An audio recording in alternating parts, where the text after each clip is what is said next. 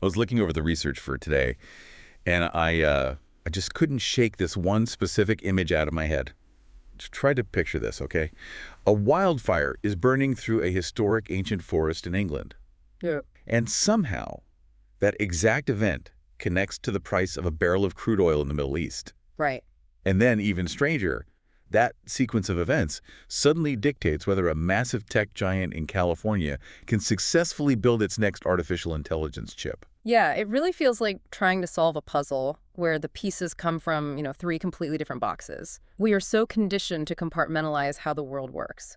We put the natural environment over here, we put global diplomacy and oil in a different box, and then we keep Silicon Valley neatly isolated in a third. Totally. But those boxes are an illusion. In reality, the walls are entirely gone. And tearing down those walls is exactly what we are doing on this deep dive today. We are pulling from a really comprehensive briefing published by the Daily Tech Reader, and this is dated August 10th, 2026. The goal here for you, the listener, is to filter out the daily noise and look right past the individual headlines. We want to reveal this incredibly complex, interconnected ecosystem where physical, tangible resources like fresh water and crude oil are violently colliding with our digital ambitions. Because that collision is where the most important shifts in our world are actually happening right now. We're going to explore how these shifting global systems are actively rewriting the rules of the economy, and more importantly, why you should be paying very close attention to where the physical world and the digital world overlap. Exactly. So let's start with the literal fuel of that global economy. Before we can even begin to talk about the future of advanced technology and AI, we have to look at the immediate pressing reality of energy supply. Right. Right now, there is a massive diplomatic gridlock happening at one of the most vital maritime choke points on the planet, which is the Strait of Hormuz. It is hard to overstate the importance of this specific waterway. Roughly a fifth, like 20% of the entire world's global oil and liquefied natural gas shipments pass through this one narrow stretch of ocean. Wow. Yeah, it is the jugular vein of global energy. And right now, the prospect of that street operating smoothly is incredibly bleak because the two primary geopolitical actors involved are at a total impasse. Right, and the briefing details this set of competing demands between the United States and Iran that honestly feel completely irreconcilable. And just to be clear, we are just conveying the claims from the source material here. We're not endorsing either perspective. Right, just looking at the facts on the ground. Exactly. So President Trump is explicitly demanding compensation from Tehran for individuals who were killed or seriously wounded in attacks he attributes to Iran. And this includes American service members and civilians from past Middle Eastern conflicts, as well as the families of Iranians who were killed during anti-government protests back in January. He also pointed to the year 2000 bombing of the USS Cole as part of these demands, though, and the briefing points this out, investigators had previously attributed that specific attack to al-Qaeda. But regardless of the historical attribution, these demands form a very hardline stance. Yeah, and Iran has countered with an equally firm list of its own demands. They are insisting on payment for damages caused by American and Israeli military operations. On top of that, they're demanding widespread sanctions relief, the immediate release of their frozen financial assets, and a total end to American military action in the region. Yeah. You look at these two lists side by side, and there is virtually zero overlap. And the global financial markets are reacting exactly how you would expect when a waterway that moves 20% of the world's oil is caught in a deadlock. We saw oil prices surge over 4% almost immediately. Wow. Yeah, Brent crude reached around $87.40 a barrel, and West Texas Intermediate hit about $81.80. Investors are aggressively pricing in a geopolitical risk premium. So they're assuming things will get worse. Right. They are looking at the stalemate and baking the cost of potential chaos directly into the price of energy, which consequently dragged major stock indexes like the Dow, the S&P, and the NASDAQ lower. Well, and it isn't just the threat of chaos, right? I mean, the chaos is actively happening. Houthi forces are claiming they launched attacks on Saudi Aramco's refinery in the Red Sea. ADNOC, the Abu Dhabi National Oil Company, reported that 15 of its vessels have been attacked right in the Strait of Hormuz. Yeah, it's intense. And Iran is reportedly close to finalizing a new shipping lane agreement with Oman. But even if they sign it, it doesn't provide the unrestricted safe passage the global market needs. It is a massive physical bottleneck. Which forces the U.S. to figure out how to handle the domestic fallout of a choked global supply. This is why the White House just extended the Jones Act waiver for another 90 days, but with a major catch. Okay, let's unpack this a bit, because how does this actually work? Under normal circumstances, the Jones Act dictates that if you want to move cargo by water between two U.S. ports, say, moving fuel from a refinery in Texas up to New York, you can't just hire any random ship. Right. By law, that ship has to be built in America, owned by Americans, and sailed by an American crew. Exactly. So waiving the act means foreign flag ships can step in to help move fuel domestically. But the new wrinkle is that they are now requiring individual bureaucratic approval for every single foreign flag voyage. It is an incredibly delicate balancing act. The administration is looking at a disrupted global crude supply and realizes they desperately need flexibility to move fuel domestically to keep the lights on and the economy running. Yeah. But at the same time, domestic shipbuilders, lawmakers, and maritime unions are pushing back hard. They argue that letting foreign ships take over these routes undermines American jobs and maritime security. So the individual approval process is this messy bureaucratic compromise. But this feels like, isn't this like trying to put a standard drugstore Band-Aid on a massive bursting water main? If 20% of the world's supply is choked off in the Middle East, shuffling some fuel between Texas and New York on foreign ships with special permission slips doesn't actually solve the core problem. No. How much can domestic shuffling actually offset that global bottleneck? Yeah. It doesn't do anything to lower that global risk premium we just talked about. It doesn't. It is a localized tourniquet. It might prevent a specific gas station in New England from running dry this week, but the pipe is absolutely still bursting. The fundamental energy constraint remains. But that bursting pipe in the Middle East isn't just a traditional oil problem anymore. It is on a direct collision course with Silicon Valley's new obsession. We have to pivot to why this specific energy bottleneck matters so profoundly right now. Right. Because while traditional oil prices are spiking, the technology sector is undergoing this industrial-scale expansion that requires a truly unfathomable amount of power to build artificial intelligence. Unfathomable is exactly the right word.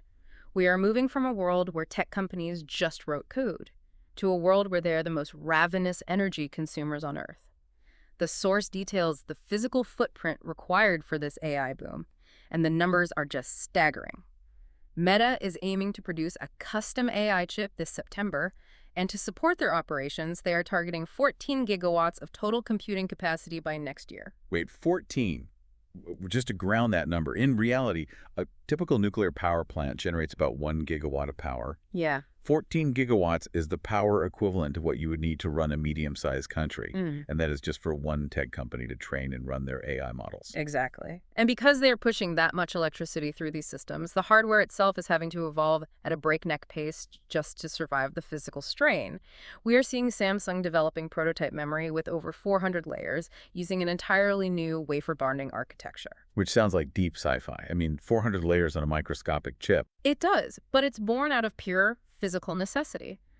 AI workloads require moving colossal amounts of data instantly.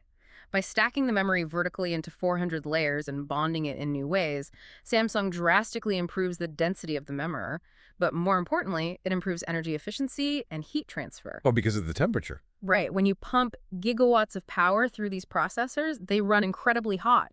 If you can't rapidly transfer that heat away from the core, the chip literally melts. So they need hyper-advanced chips, but they also just need raw, heavy infrastructure to plug them into. The briefing notes that NVIDIA, the company currently dominating the AI chip market, is reportedly planning to invest up to $3 billion in a company called Lancium to build what they call Stargate data centers. Right, and the term Stargate here isn't a sci-fi portal. In the infrastructure world, a Stargate data center refers to a massive, multi-gigawatt supercomputing campus designed specifically from the ground up for next-generation AI training. These are facilities so large and power-hungry that they often have to be co-located directly next to major power generation sources. NVIDIA is realizing they can't just design the processor, they have to actively invest billions in the physical, concrete, steel, and power infrastructure required to run it, otherwise their clients won't have anywhere to plug the chips in. And we're seeing global maneuvers to secure market access too, like Apple reportedly allowing eligible Mac users in mainland China to connect Siri to Alibaba's Qwen AI service, ensuring they have a locally approved partner to navigate regional regulations. Yeah. But zooming out, it feels like tech companies are no longer just software businesses floating in an abstract cloud. They're heavy industrial titans. They're acting exactly like 19th century railroad barons who realized they had to go buy their own coal mines and lay their own steel tracks just to keep their trains running. I mean, is the AI race actually just turning into a real estate and power grid monopoly game? That is the crucial shift. For the last 2 decades, the tech industry sold us the illusion of the cloud, this weightless, infinite space. But the cloud is physically on the ground. It is made of copper wire, concrete, and massive cooling systems.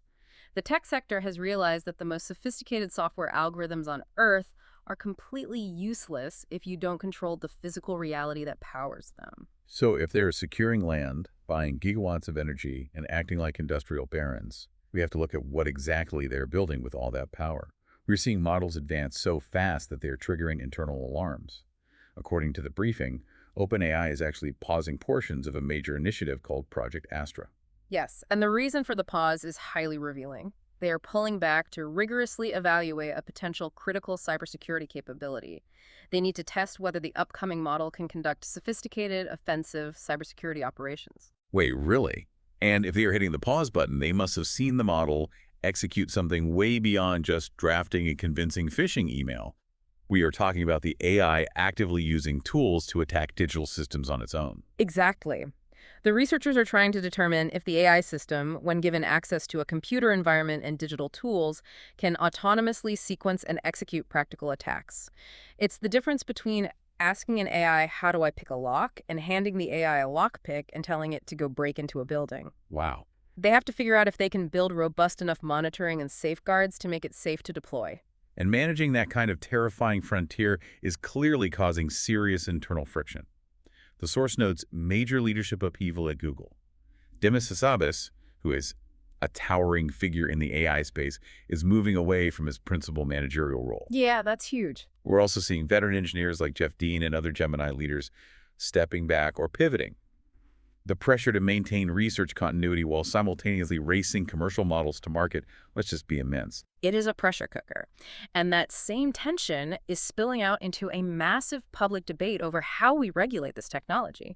The briefing outlines 2 very distinct philosophies colliding right now. On one hand, you have more than 1,100 technology employees who have publicly signed a call for an American-backed international effort to manage the risks of advanced AI models. Right. Their view is that voluntary safety commitments from tech companies are insufficient, and we need binding global standards.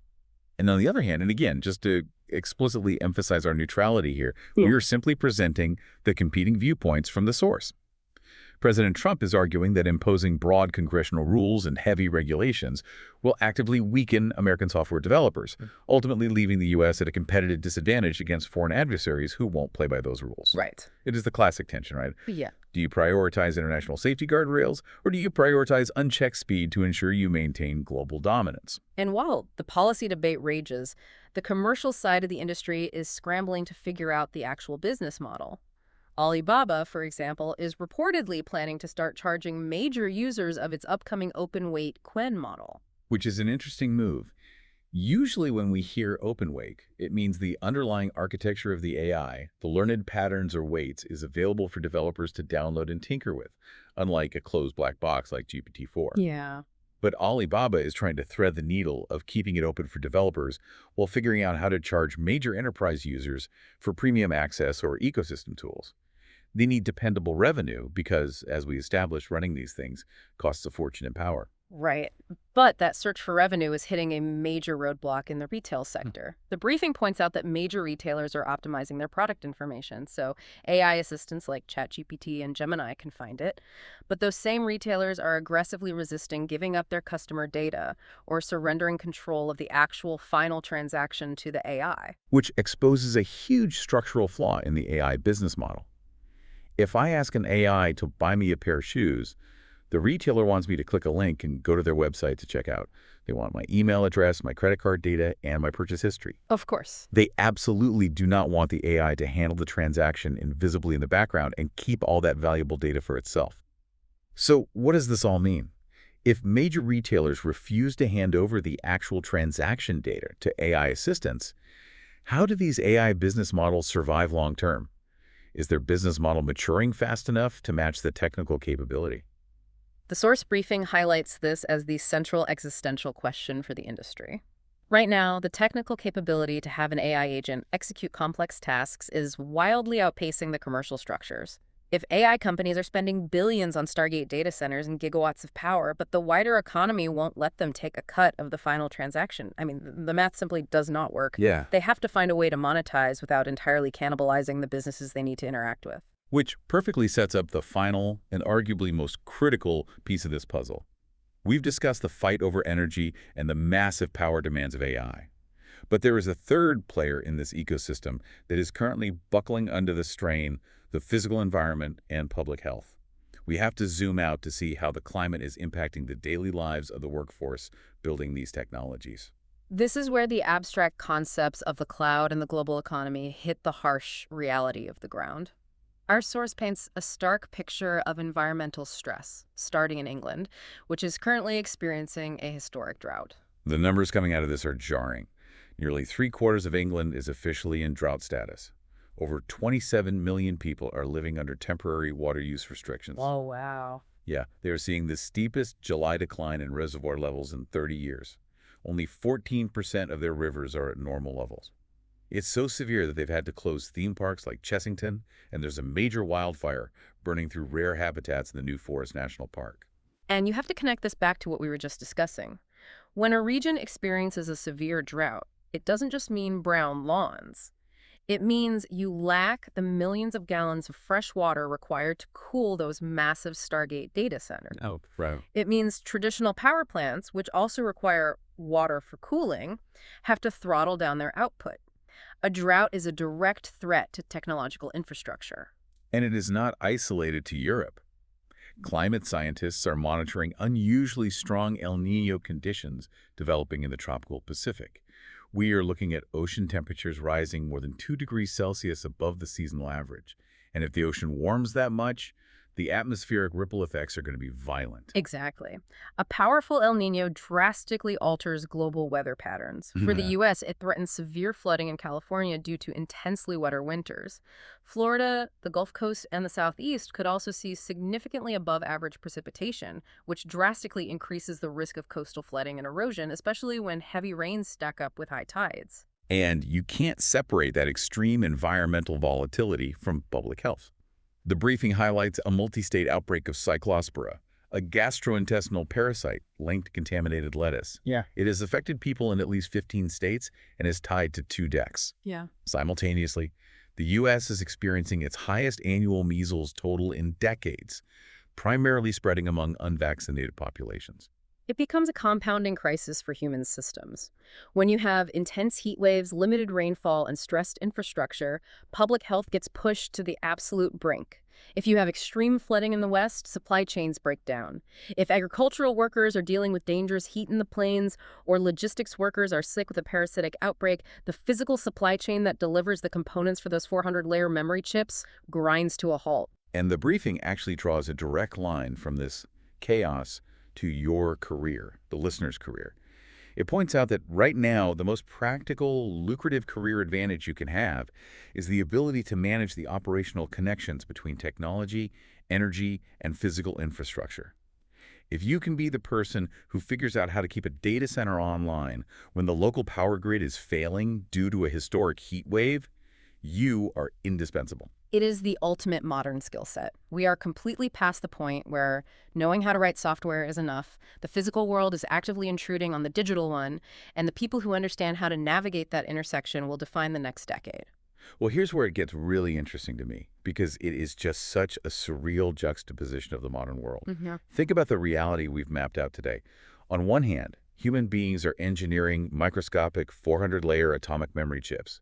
We're debating the deployment of offensive AI cyber weapons. We are literally constructing the sci-fi future. Yet, at the exact same moment, we are suffering from vulnerabilities that sound entirely medieval. We're battling contaminated lettuce, we're seeing rampant outbreaks of measles, and in one of the most highly developed nations on Earth, 27 million people aren't allowed to turn on a garden hose because the reservoirs are completely empty. It is the profound contradiction of our time. We possess godlike technological capabilities, but we remain entirely tethered to biology and the weather. Our entire digital superstructure rests on a physical foundation that is cracking under the pressure of climate shifts and geopolitical resource bottlenecks. Yeah. The most advanced AI chip in the world is completely useless if the engineer building it gets sick from a compromised water supply or if the data center physically cannot draw enough electricity to turn it on. The central takeaway here for you is that the era of tracking these things in separate lanes is over. You cannot understand technology today without understanding energy geopolitics, and you cannot understand the economy without understanding climate patterns. It is a single, deeply intertwined system. It really is. And I want to leave you with a brand new, thought-provoking angle to ponder as you go about your day, building on exactly that point. We saw today that tech companies are scrambling to secure gigawatts of power to fuel this AI boom. We also saw that global weather patterns are simultaneously causing historic droughts and severe water shortages. Now, considering that these massive Stargate data centers require millions upon millions of gallons of fresh water just to keep those processors from melting down, it raises a fascinating question. Will the ultimate winner of the AI arms race actually be decided by who has the smartest software engineers or the best algorithms? Or, when the dust settles, will the winner simply be whoever managed to control the most reliable access to local water rights and physical real estate? It is definitely something to think about the next time you open up an app and ask an AI a question. Thank you for joining us on this deep dive. Keep questioning the connections in the world around you, and we'll see you next time.